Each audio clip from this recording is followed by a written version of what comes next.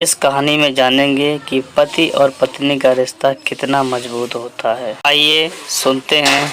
College में happy marriage life पर एक कार्यक्रम हो रहा था, जिसमें कुछ शादीशुदा जोड़े हिस्सा ले रहे थे।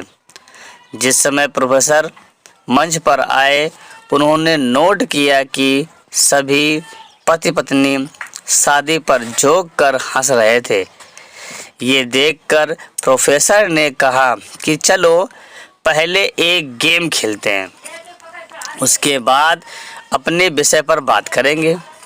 सभी खुश हो गए और कहा, कौन सा गेम? प्रोफेसर ने एक मैरिड लड़की को खड़ा किया और कहा कि तुम ब्लैक बोर्ड पे ऐसे 25-30 लोगों के नाम लिखो जो तुम्हें सबसे अधिक प्यारे हों।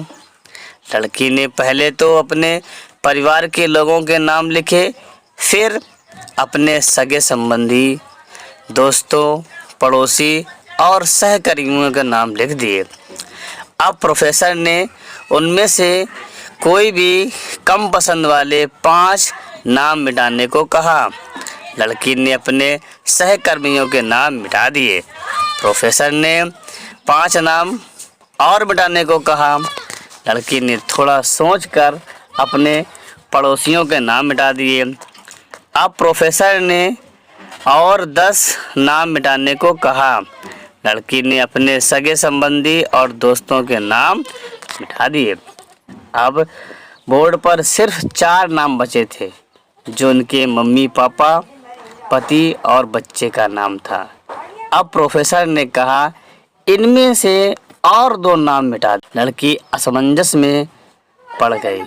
बहुत सोचने पर के बाद, बहुत दुखी होते हुए उसने अपने मम्मी पापा का नाम मिटा दिया।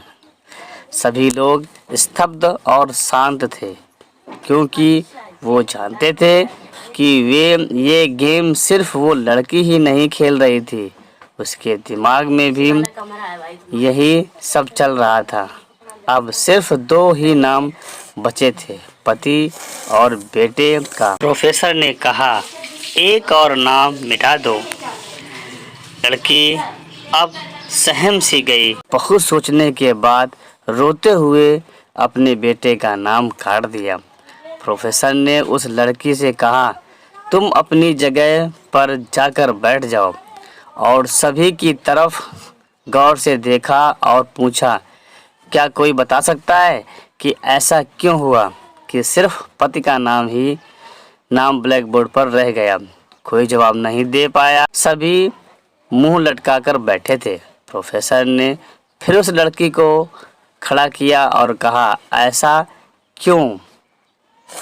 जिसने तुम्हें जन्म दिया और पाल पोस कर इतना बड़ा किया, उसका नाम तुमने मिटा दिया, और तुमने अपनी कोख से जिस बच्चे को जन्म दिया, उसका भी नाम तुमने मिटा दिया। लड़की ने जवाब दिया कि अब मम्मी पापा बूढ़े हो चुके हैं। कुछ साल के बाद वो मुझे और इस दुनिया को छोड़कर चले जाएंगे। मेरा बेटा जब बड़ा हो जाएगा तो ज़रूरी नहीं है वो शादी के बाद मेरे साथ ही रहे, लेकिन मेरे पति जब तक मेरी जान में जान है, तब तक मेरा आधा शरीर बन के मेरा साथ निभाएंगे।